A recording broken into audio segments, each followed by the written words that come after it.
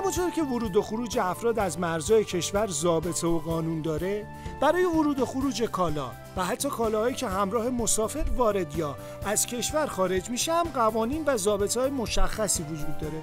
چرا؟ خب مشخصه دیگه، برای اینکه کالاها و محصولات معیوب و ناسالم و غیر استاندارد وارد کشور ما نشه.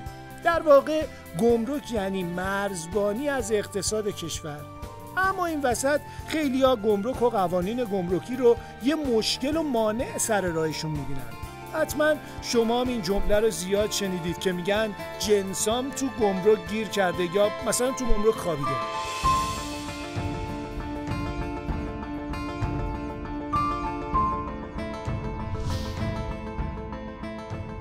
قصه اینه که وقتی یه وارد کننده قصد داره کالایی رو به کشور وارد کنه، قبل از این که اقدامش رو به گمرک اعلام یا به اصطلاح اظهار کنه، چند تا مرحله رو باید پشت سر بذاره. مثلا اول باید مجوز واردات رو از وزارت صنعت و معدن و تجارت بگیره که بهش میگن ثبت سفارش. اما این به تنهایی کافی نیست. اگر مثلا اون کالای وارداتی گوشت خام باشه، بدون مجوز سازمان دامپزشکی در خصوص سالم بودن این کالا، گمرک نمیتونه گوشت رو ترخیص کنه. البته گرفتن این مجوزها از سازمان‌های مربوطه زمان میبره، اما در همه این موارد حرف وارد کننده محترم کالا همون جمله معروفه که کالام توی گمرک گیر کرده.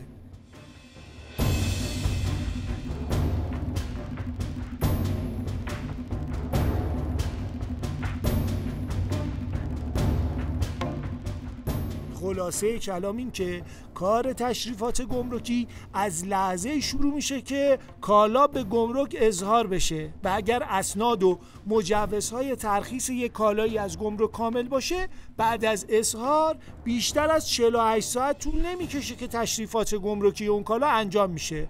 پس اینجا باید خطاب به وارد کننده محترم بگم که آگاهی شما از مقررات مهمترین عامل در سرعت بخشیدن به تشریفات گمرکیه.